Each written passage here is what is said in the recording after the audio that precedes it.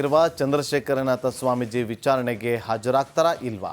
ಶ್ರೀಗಳು ನೋಟಿಸ್ಗೆ ಉತ್ತರ ಕೊಡದಿದ್ರೆ ಏನಾಗುತ್ತೆ ಅನ್ನೋ ಪ್ರಶ್ನೆ ಎದ್ದಿದೆ. ಒಂದು ರಿಪೋರ್ಟ್ ನಿಮ್ಮ ಮುಂದೆ.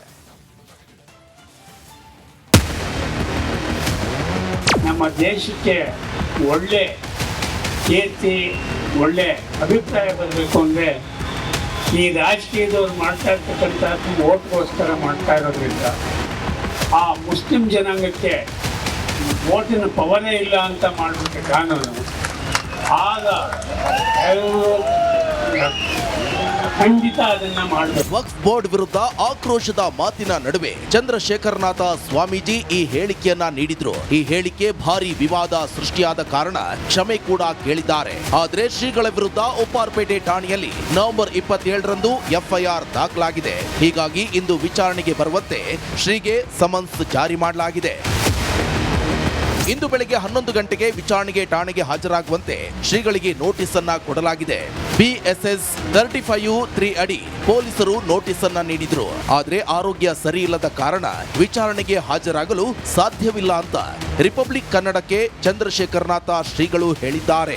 ನಾವು ಮನಗಿದ್ದು ನಿಮ್ಮಂಥವ್ರು ಬಂದಾಗ ಕೂರಿಸ್ಕೋಬಾರ್ದು ಅಂತ ಮಾತಾಡಿ ಕಳಿಸ್ತಾ ಇರೋದು. ಆರೋಗ್ಯ ಇದ್ದರೆ ಹೋಗ್ತೀವಿ, ಆರೋಗ್ಯ ಇಲ್ಲದಿದ್ರೆ ಹೋಗೋದು. ಅಂದ್ರೆ ಅವರೇ ಇಲ್ಲೇ ಬರ್ಬೇಕು ಸ್ವಾಮೀಜಿ ಏನಾದ್ರು ಪೊಲೀಸರು? ಅದು ಕಾನೂನು ಹೇಗಿದೆ ಗೊತ್ತಿಲ್ಲ. ನಮ್ಗೆ 80 ವರ್ಷ ಏನೋ 60 ವರ್ಷದ ಮೇಲೆ ಅವರೇ ಬರಬೇಕು ಅಂತೇನೋ ಇದೆ ಅಂತೆ ಗೊತ್ತಿಲ್ಲ. ಆದ್ರಿಂದ ಏನಾಗ್ತದೆ ಗೊತ್ತಿಲ್ಲ. ಕ್ಷಮೆ ಕೇಳಿದ್ರು ಸ್ವಾಮೀಜಿಗಳ ವಿರುದ್ಧ ಕೇಸ್ ದಾಖಲಿಸಿರುವುದಕ್ಕೆ ಬಿಜೆಪಿ ನಾಯಕರು ಸರ್ಕಾರದ ವಿರುದ್ಧ ಕೆಂಡ ಕಾರಿದ್ದಾರೆ. ಇದೀಗ ಸ್ವಾಮೀಜಿಗಳು ವಿಚಾರಣೆಗೆ ಹಾಜರಾಗಲು ಸಾಧ್ಯವಿಲ್ಲ ಅಂತ ಹೇಳಿರುವುದು ಪೊಲೀಸರ ಮುಂದಿನ ನಡೆ ಏನು ಎಂಬುದು ಕುತೂಹಲವಾಗಿದೆ. ಧ್ರುವರಾಜ್, ರಿಪಬ್ಲಿಕ್ ಕನ್ನಡ, ಬೆಂಗಳೂರು. ಆಗಿರುವ ಚಂದ್ರಶೇಖರನಾಥ ಸ್ವಾಮೀಜಿ ವಿಚಾರಣೆಗೆ ಹಾಜರಾಗ್ತಾರಾ ಇಲ್ವಾ? ಶ್ರೀಗಳು ನೋಟಿಸ್ಗೆ ಉತ್ತರ ಕೊಡದಿದ್ರೆ ಏನಾಗುತ್ತೆ ಅನ್ನೋ ಪ್ರಶ್ನೆ ಎದ್ದಿದೆ. ಒಂದು ರಿಪೋರ್ಟ್ ನಿಮ್ಮ ಮುಂದೆ.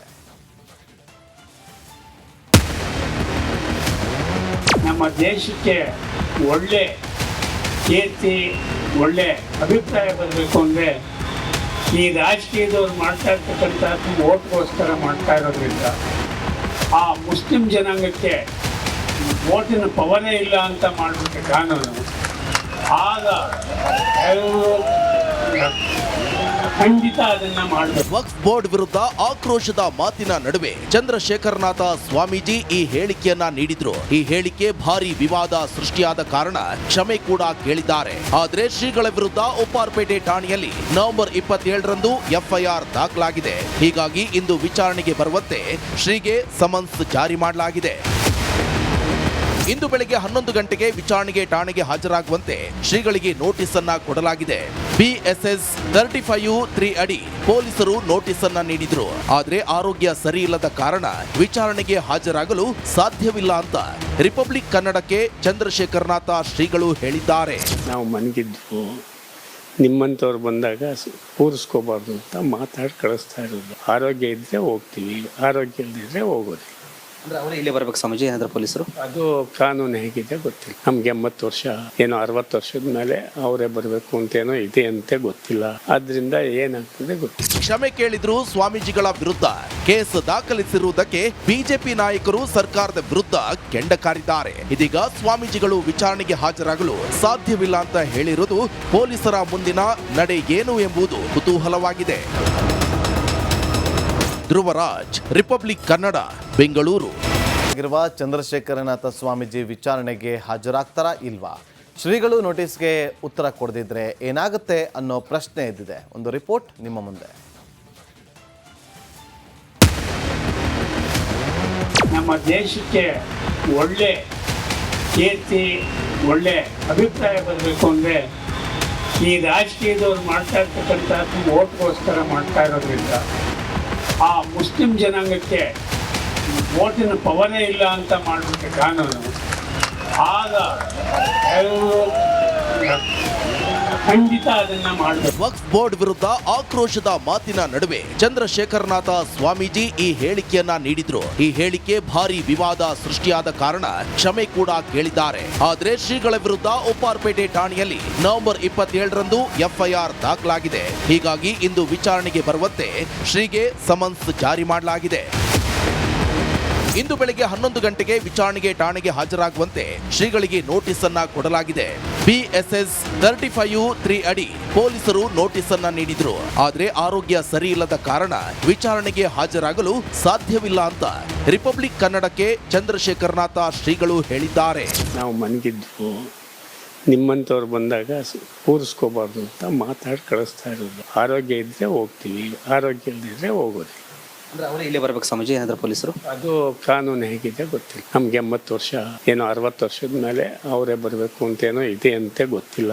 ಆದ್ರಿಂದ ಏನಾಗ್ತದೆ ಗೊತ್ತಿಲ್ಲ. ಕ್ಷಮೆ ಕೇಳಿದ್ರು ಸ್ವಾಮೀಜಿಗಳ ವಿರುದ್ಧ ಕೇಸ್ ದಾಖಲಿಸಿರುವುದಕ್ಕೆ ಬಿಜೆಪಿ ನಾಯಕರು ಸರ್ಕಾರದ ವಿರುದ್ಧ ಕೆಂಡ ಕಾರಿದ್ದಾರೆ. ಇದೀಗ ಸ್ವಾಮೀಜಿಗಳು ವಿಚಾರಣೆಗೆ ಹಾಜರಾಗಲು ಸಾಧ್ಯವಿಲ್ಲ ಅಂತ ಹೇಳಿರುವುದು ಪೊಲೀಸರ ಮುಂದಿನ ನಡೆ ಏನು ಎಂಬುದು ಕುತೂಹಲವಾಗಿದೆ.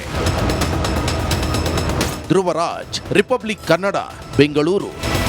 ಸದ್ಯ ಹೈಕಮಾಂಡ್ ಅಂಗಳ ತಲುಪಿದೆ. ಯತ್ನಾಳ್ ವಿರುದ್ಧ ಕ್ರಮಕ್ಕೆ ವಿಜೇಂದ್ರ ಬಣ ಒತ್ತಾಯಿಸ್ತಾ ಇದೆ. ಈ ಮಧ್ಯೆ ದೆಹಲಿಗೆ ತೆರಳಿರುವ ಶಾಸಕ ವರಿಷ್ಠರನ್ನ ಭೇಟಿ ಮಾಡುವ ಸಾಧ್ಯತೆ ಇದೆ. ಮನೆ ಬಿಟ್ಟು ಹೊರಗೆ ಹೋಗೋದಂದ್ರೆ ಬಹಳ ನೋವಿನ ಸಂಗತಿ. ಬಹಳ ಕಣ್ಣೀರು ಬರ್ಲಾಕತ್ತಾವ. ಯತ್ನಾಳ್ ಉಚ್ಚಾಟನೆ ಮುಂದೆ ಏನು ಯತ್ನಾಳ್ ಭವಿಷ್ಯ ಏನೋ ವಿಚಾರ ಮಾಡಿ. ನಾ ನಂಬರ್ 1 ಆಗ್ತೇನೆ ಕರ್ನಾಟಕ. ಯತ್ನಾಳ್ಗೆ ನೋಟಿಸ್ ಕೊಡುತ್ತಾ ಹೈಕಮಾಂಡ್. ದೆಹಲಿಯಲ್ಲಿ ಶಾಸಕ ವರಿಷ್ಠರನ್ನ ಭೇಟಿಯಾಗ್ತಾರೆ.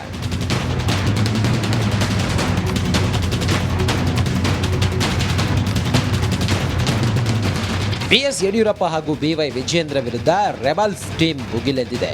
ಬಹಿರಂಗವಾಗಿಯೇ ರಾಜ್ಯಾಧ್ಯಕ್ಷನ ವಿರುದ್ಧ ಯತ್ನಾಳ್ ವಾಗ್ದಾಳಿ ನಡೆಸಿದ್ದು ಬಿಜೆಪಿಯಲ್ಲಿ ಎಲ್ಲವೂ ಸರಿಯಿಲ್ಲ ಅನ್ನೋದು ಗೊತ್ತಾಗಿದೆ. ಇತ್ತ BSY ನಿವಾಸದಲ್ಲಿ ಮೀಟಿಂಗ್ ನಡೆದರೆ ಅತ್ತ ಬಸನಗೌಡ ಪಾಟೀಲ್ ಯತ್ನಾಳ್ ದೆಹಲಿಗೆ ದೌಡಾಯಿಸಿದ್ದಾರೆ.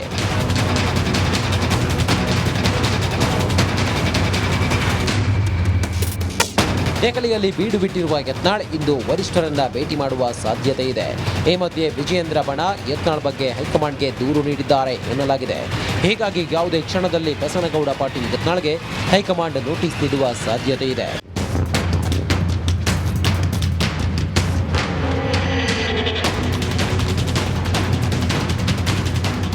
ಯತ್ನಾಳ್ ಬೆನ್ನ ಮೇಲೆ ಬಂದೂಕಿಟ್ಟು ಯಾರೋ ಬುಲೆಟ್ ಹೊಡಿತಿದ್ದಾರೆ ಅಂತ ವಿಜಯೇಂದ್ರ ಹೇಳಿದ್ರೆ, ವಿಜಯೇಂದ್ರ ಟೀಮ್ ವಿರುದ್ಧ ಫೈರ್ ಬ್ರ್ಯಾಂಡ್ ಬೆಂಕಿ ಉಗುಳಿದ್ದಾರೆ. ಯತ್ನಾಳ್ ಅವರ ಮೇಲೆ ಹೆಗಲ ಮೇಲೆ ಅವ್ರ ಮೇಲೆ ಹೊತ್ತು ಗನ್ನನ್ನು ಇಟ್ಟು ಗುಂಡ ಹಾರಿಸ್ತಕ್ಕಂಥ ಪ್ರಯತ್ನ ಕೆಲವರೇನು ಮಾಡ್ತಾ ಇದ್ದಾರೆ. ಇದು ಯಾವುದು ಕೂಡ ಪಕ್ಷಕ್ಕಂತೂ ಒಳ್ಳೇದಾಗೋದಿಲ್ಲ. ಯಾರು ದೂರು ಕೊಡ್ಲಕ್ಕೆ ಹೋದವರೇ ಇಲ್ರಿ. ನಾ ಕೊಟ್ಟಿಲ್ಲ ಯತ್ನಾಳ್ ವಿರುದ್ಧ.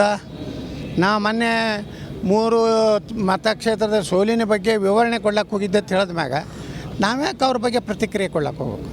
ಬಂಡಾಯದ ಬೇಗೆಯಿಂದ ಕುದಿಯುತ್ತಿರುವ ರಾಜ್ಯ ಬಿಜೆಪಿಗೆ ಹೈಕಮಾಂಡ್ ಮುಲಾಮು ಹೇಳ್ತಾರಾ?